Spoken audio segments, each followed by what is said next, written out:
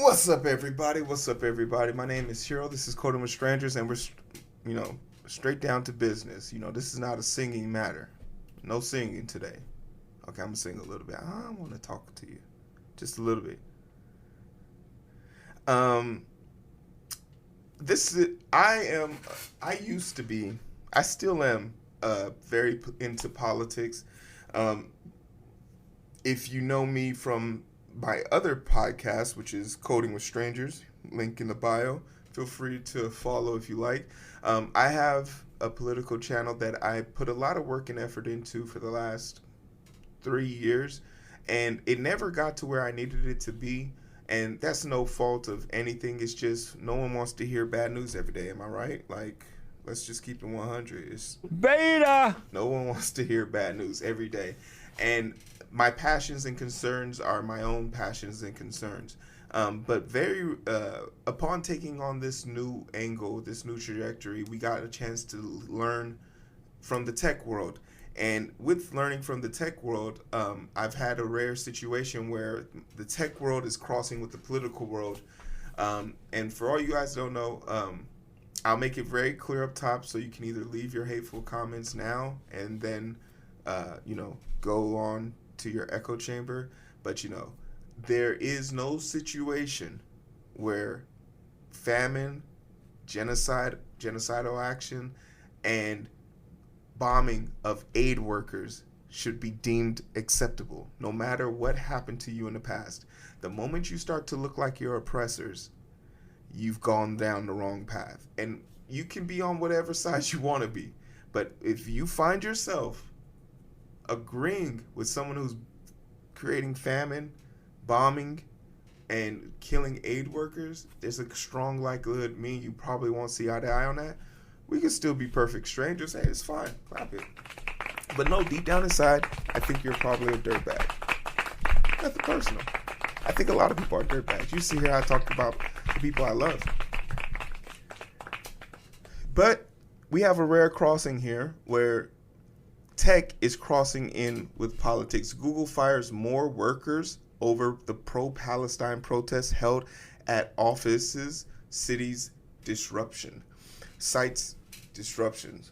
The thing that's kind of interesting here is if you are paying attention, I think at Columbia, I think at Rutgers, UC Berkeley, Austin, Texas now, Texas State, these protests are starting to they're starting to create camps where protests are happening all day. In large part, very peaceful.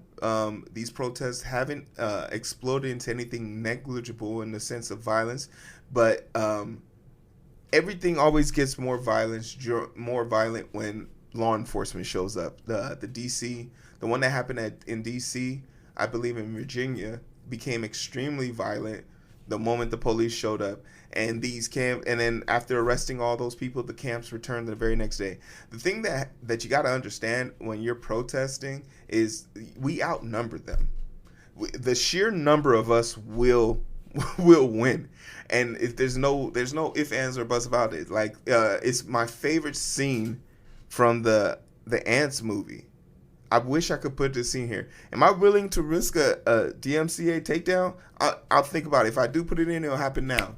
But that scene of where he is telling, the other crickets that once the ants figure out that there's more than them than there is of us, we've lost our advantage.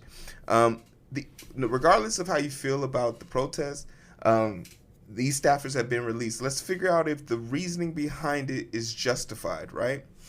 Because the consensus here is if Google is allowed to have a position, are we as people not allowed to have our own position, right? If Google's pro-Israel and I'm pro-Palestine, is them firing me against my own civil rights?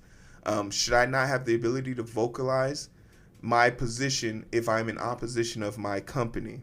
And if my company fires me because of that opposition, that political opposition, is that a legal ground to stand on?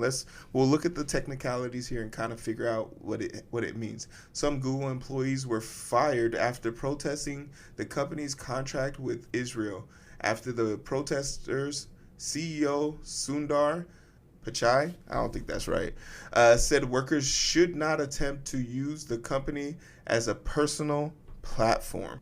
Google has fired more than 50 staffers in the wake of in-office protests over the company's cloud computing deal with Israel, according to activist group representing the former employees.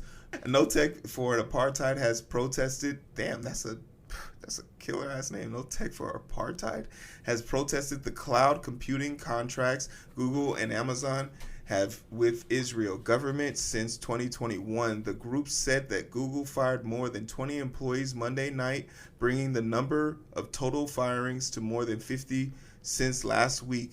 The group said in a statement posted on Medium, the firing came after 9 employees were arrested on April 16 during a sit-in protest at Google office in New York City, Sun Valley, California, the Washington Post reported.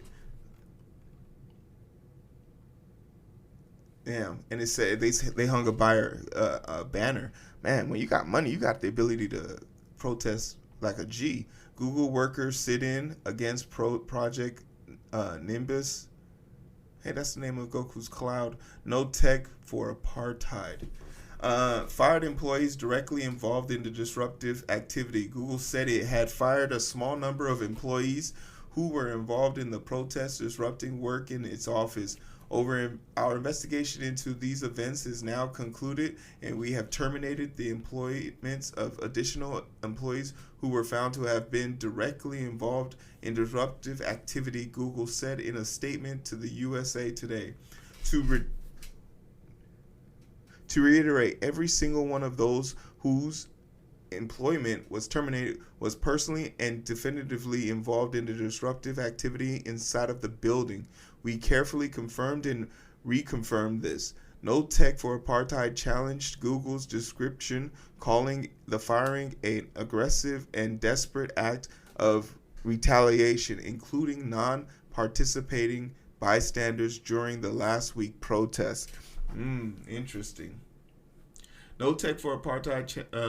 The protests at Google, like those of the Columbia University and the other colleges across the United States, have arisen in wake of Israel's invasion of Gaza and the subsequent humanitarian crisis there. Israel action comes in response on an October 7, 2023 attack by Hamas on Israel that killed nearly 1,200. Cloud computing controversy. No Tech for Apartheid cites reporting from Time suggesting that $1.2 billion in cloud computing contract in Israel awarded to the Google and Amazon 2021, known as Project Nimbus, may be giving Israel Ministry and Defense access to the cloud computing infrastructure. Google has maintained its cloud computing deal is strictly for civilian purposes.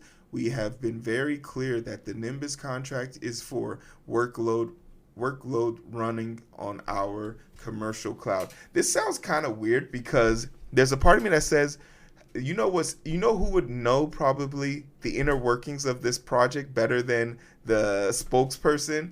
The people who worked on the system. If someone within the system is telling me that the system is not being used only by civilians, there's a strong likelihood that I'm gonna probably believe them. You feel me? But also to go up a little bit some there,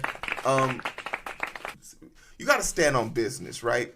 And I'm not gonna even sit here and pretend that I'm the type of person that's gonna try and rationalize apathy for a multi-billion-dollar company.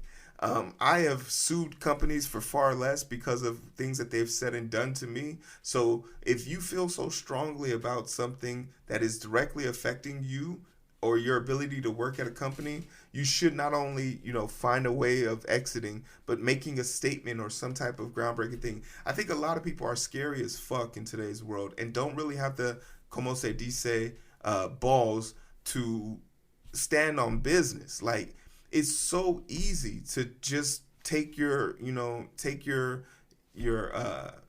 cash out and your PTO and hop to the next position. But to truly put a mark on something, it means something. And this is where, back in the day, I used to be very much so cover your ass on the way out. But like, if people don't talk about this, if people don't make statements like this, if people don't say something, if you don't do whatever it is that you can do, you will be held in complicit and being complicit guilt of what happens as a result of your inaction. Um, I stand with the people who did what they did as far as the protest is concerned. I get that Google doesn't want to have disruptions like this and they have to nip it in the bud. But Google, how much of this does Google stand to like gain? Like, I don't know if this is really going to have the impact that it has on them. But once again, these are people in the top echelons of the industry making the front page of the U.S. today. So it has to be making an impact, right? Commercial Israel's government ministry, who agreed to comply with our terms of service, accepted U.S.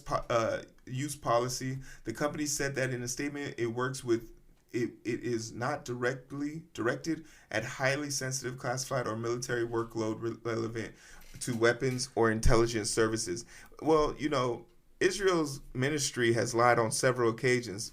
We know that they lied about accidentally targeting and killing those aid workers when they were notified of their movement. They were tracked on their movement, and they've been told to act there. And not only that, U.S. intelligence stated that they were made aware of the aid transfer formation. And Bernie Sanders made a really great statement today when the bill got passed. We are in a rare situation where America finally has the opportunity to eat its tail.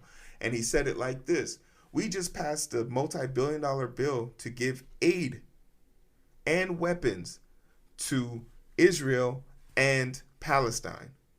So we're going to watch our money stop our money from helping people we want to give money to because we gave money to other people. Like, how fucked is that?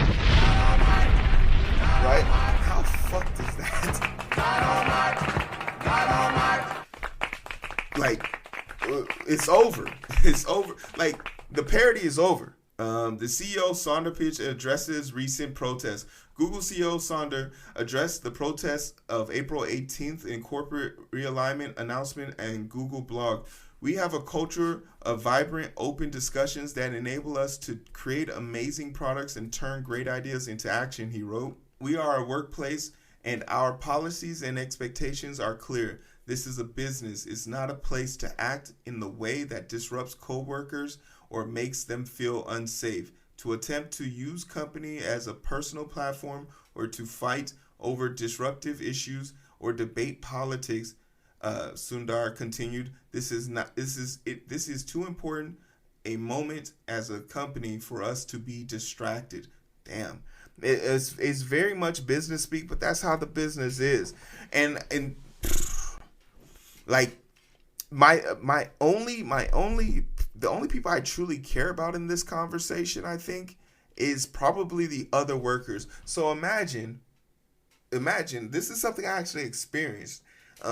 During the BLM Black Lives Matter protest, I had a hat that said Black Lives Matter.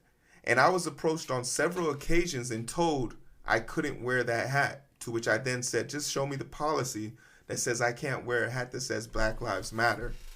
And, I won't wear it. And then they came to me and they said, okay, here's the policy. And it was like, you're not allowed to wear anything with political affiliations on it. And I said, my skin color isn't a political affiliation. I'm not politically black. I was black. I've been black for 35 years. This shit don't go off. I've tried. I'm taking showers. It's soap. It doesn't come off. And then I told them the next time they choose to bring me into a room like this, let me know in advance so I can have my lawyer present. And they never brought it back up. But in turn, when when it's political season or whatever, we see people celebrating whatever they want, whatever they choose to. And it's not my business. It's not my business. Because in the hindsight of things, the only thing I care about is things being oppressed. I don't care about things being brought up to speed. Someone being uncomfortable with the Black Lives Matter hat doesn't bother me. That just lets me know, oh, you're racist. I can stay away from you. Perfect. I love my races loud, proud. When I see the hats and the flags, I'm like, oh man, thank God this guy has some balls. Hey, sir, thank you. Yeah, I know I'm black, but I appreciate you because at least you're doing it with a sense of pride. The worst type of racists are the ones that hide their racism.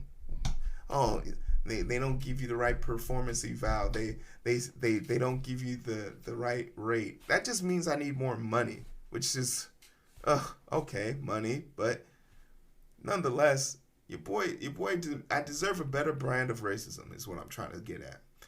And when you do have situations where someone's political beliefs or issues are causing issues in the workplace, you have to rear that. So I feel for the people who probably have strong feelings and have been held at the sideline and don't have the courage to speak up. Once again, if you're choosing to feed your family over standing on business, I get it. I'm pretty sure I would be a little bit more conservative with my ability to speak out so freely if I had a fucking 7-year-old kid that could swallow $400 in groceries like I did a week. So I would probably shut the fuck up too. But Google dismissal of employees has gotten attention in the past, including the 2020 firing of top artificial intelligence researchers who criticized the company's diversity effort. More recently, the company fired Google Cloud engineers who disrupted the speech by the managing director of Google Israel business at the March Tech event in New York, CNBC said.